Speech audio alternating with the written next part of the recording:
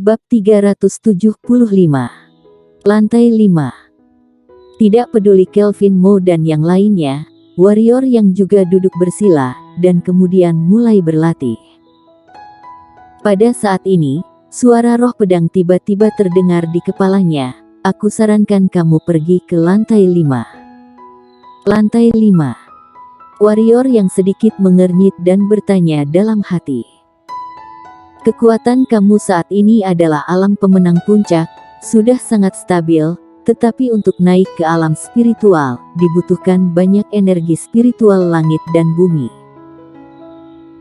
Di sini, meskipun kamu juga dapat naik ke alam spiritual, tapi sama sekali tidak akan secepat Kelvin Mo dan Bravo, karena mereka sudah setengah langkah menuju alam spiritual. Mereka akan dapat melangkah ke alam spiritual paling lambat dalam 2 hari. Mendengar ini, warrior yang mengerutkan alisnya lebih dalam, tetapi dia tidak terlalu peduli, itu hanya selangkah lebih tinggi. Seolah tahu apa yang dipikirkan warrior yang, suara roh pedang itu terdengar lagi, jangan kira kamu bisa menantang level alam spiritual. Kamu harus tahu bahwa ketika kamu mencapai alam spiritual, energi hitam bisa semakin memadat dan menjadi area energi. Di area energi kamu sendiri, bisa mendistorsi serangan lawan. Kemampuan ini sangat mematikan bagi pendekar hitam di bawah alam spiritual. Area energi. Warrior yang bertanya dengan bingung, apa itu? Kamu akan tahu setelah mencapai alam spiritual. Singkatnya, jika mereka mencapai alam spiritual satu langkah di depanmu, kamu mungkin bisa bertahan hidup, tetapi orang-orang di belakangmu sudah pasti bukanlah lawan mereka. Dalam latihan ini, berapa lama aku bisa mencapai alam spiritual? 3 hari. Mendengar angka ini, warrior yang tersenyum pahit, 3 hari, bagi orang lain, itu mungkin cepat, tetapi baginya, itu agak lambat. Seperti yang dikatakan roh pedang dari sarung pedang kuno, 3 hari, maka di antara Kelvin Mo, Sol, dan Bravo, pasti ada yang akan terlebih dahulu mencapai alam spiritual. Begitu lawan mencapai alam spiritual, pasti akan menjadi bencana baginya serta orang-orang di belakangnya. Setelah berpikir lama, warrior yang berkata, lantai 5 ini, bisakah aku naik? Jika tidak dicoba, bagaimana kamu tahu kamu tidak bisa? Warrior yang terdiam, setelah beberapa lama, dia tiba-tiba tersenyum, roh pedang dari sarung pedang kuno ini benar. Jika kamu tidak mencoba, bagaimana kamu bisa tahu jika itu tidak berhasil? Memikirkan hal ini, warrior yang bangkit dan berjalan menuju pintu masuk lantai 5. Pada saat ini, semua orang di tempat itu membuka mata mereka, pandangan mereka tertuju pada warrior yang tidak tahu diri. Seringai muncul di sudut mulut Sol.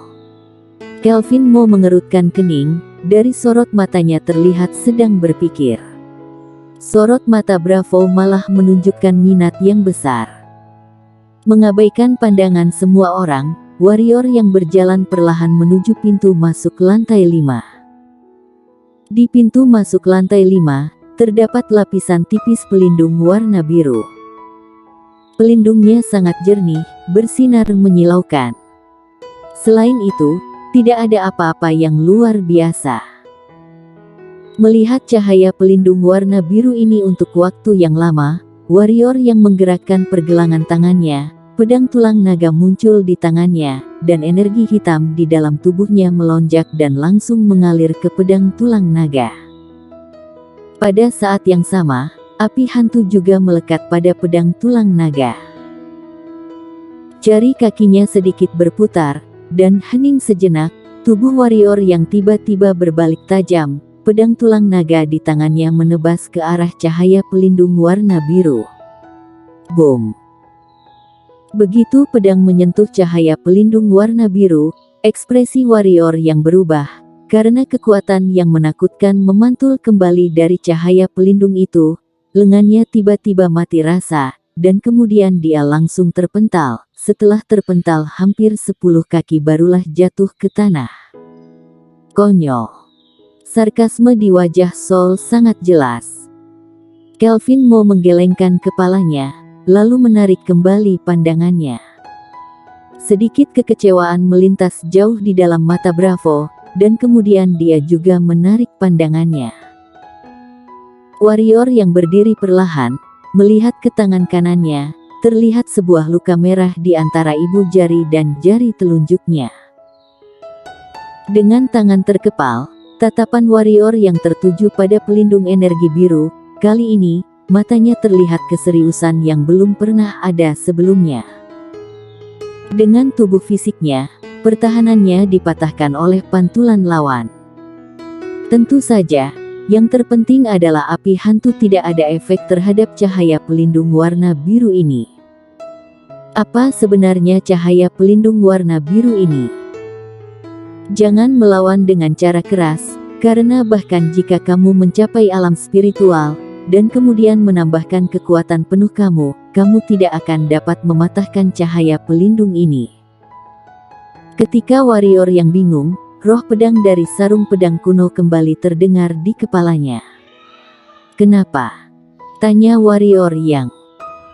Karena energi cahaya pelindung ini memiliki kekuatan hukum, kecuali jika kamu cukup kuat untuk mengabaikan hukum dari orang yang membuat cahaya pelindung ini, maka kamu dapat mematahkan cahaya pelindung ini. Tentu saja, jika kamu sekarang dapat mengerahkan kekuatan api hantu sepenuhnya, maka itu juga ada kemungkinan. Hanya saja kamu yang saat ini sepertinya tidak bisa melakukannya. Kalau begitu kamu masih memintaku datang. Warrior yang sedikit tidak senang. Memang, dia dapat merasakan bahwa dengan kekuatannya saat ini, mustahil untuk menembus cahaya pelindung warna biru yang misterius ini. Setelah lama terdiam, suara roh pedang tiba-tiba terngiang di benak warrior yang, kamu punya pusaran pusat energi misterius.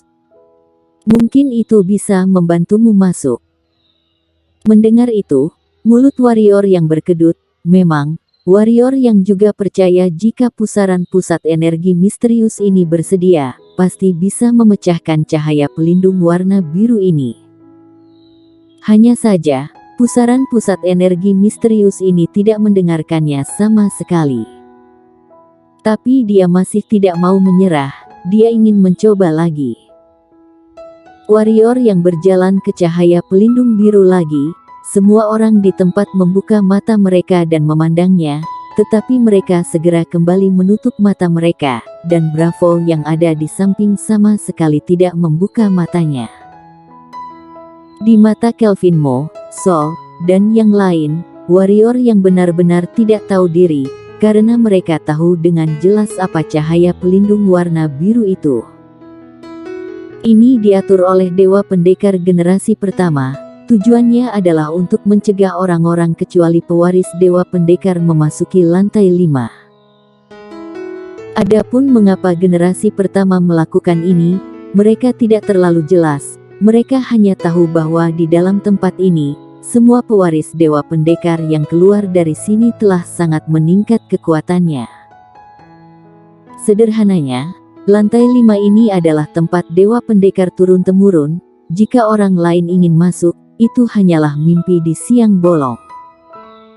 Patut disebutkan bahwa leluhur pendiri Sekte Pedang tampaknya juga tidak bisa masuk. Tapi ini tidak berarti apa-apa, bagaimanapun, pewaris Dewa Pendekar waktu itu, bahkan setelah keluar, tetap dikalahkan oleh leluhur pendiri Sekte Pedang ini. Oleh karena itu, pada akhirnya tersebar bahwa leluhur pendiri Sekte Pedang tidak ingin masuk, tetapi tidak ada yang tahu apakah itu memang tidak ingin masuk atau tidak bisa masuk. Pokoknya, tidak ada yang pernah berada di lantai 5 kecuali Dewa Pendekar setiap zaman. Dan sekarang warrior yang ingin naik, bukankah ini mimpi di siang bolong? Tidak peduli apa yang dipikirkan orang lain, warrior yang melihat ke arah cahaya pelindung warna biru, lalu perlahan menutup matanya, menenggelamkan pikirannya ke dalam tubuhnya, dan berkata, "Kamu pasti punya cara untuk masuk, kan?"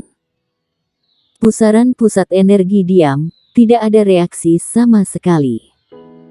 Warrior yang pasti tidak akan menyerah begitu saja. Dia berkata, "Kamu tahu, jika aku masuk, kekuatanku akan sangat meningkat. Jika kekuatanku ditingkatkan, kamu pasti akan mendapatkan banyak manfaat. Jadi ayo kita masuk, ini adalah situasi sama-sama menang." Bagaimana? Pusaran pusat energi masih diam. Lihatlah, kekuatanku sangat lemah sekarang. Aku harus meningkatkan kekuatanku sesegera mungkin. Jika tidak, aku mungkin akan mati suatu hari nanti.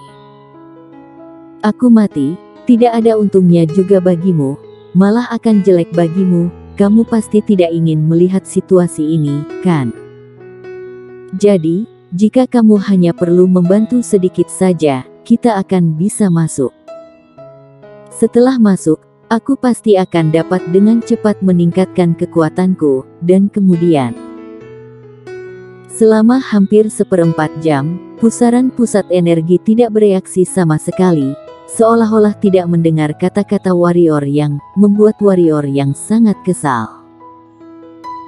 Setelah lewat 1/4 jam lagi, warrior yang menarik napas dalam-dalam dan berkata kepada pusaran pusat energi dalam hatinya, "Hehe, aku rasa kamu juga tidak bisa apa-apa menghadapi cahaya pelindung ini." Ya juga, cahaya pelindung ini sangat kuat, dan kamu sekarang sangat lemah, itu hal yang normal. Jangan khawatir, aku tidak akan meremehkanmu, aku sangat memahami kamu, sungguh, percayalah. Pusaran pusat energi masih bungkam, melihat itu, mata warrior yang memancarkan kekecewaan. Tepat saat hendak menyerah sepenuhnya, pusaran pusat energi tiba-tiba berputar, dan kemudian sebuah tenaga dari pusaran pusat energi bergetar hebat dan keluar. Warrior yang tiba-tiba merasa pusing, matanya dipenuhi bintang, samar-samar, dia mendengar dengusan dingin yang renyah, tetapi dia tidak yakin, karena dia langsung pingsan. Pada saat yang sama, seberkas warna ungu keluar dari tubuh warrior yang dalam sekejap, dan meledak di pelindung warna biru. Dengan suara berdebum, cahaya pelindung biru langsung retak dan membentuk celah yang besar, dan warrior yang ditopang oleh energi ungu dan langsung masuk ke dalam cahaya pelindung. Setelah warrior yang tenggelam ke dalam cahaya pelindung itu sedikit bergetar, dan segera pulih kembali seperti semula. Pada saat ini, semua orang di tempat terpaku, bersambung.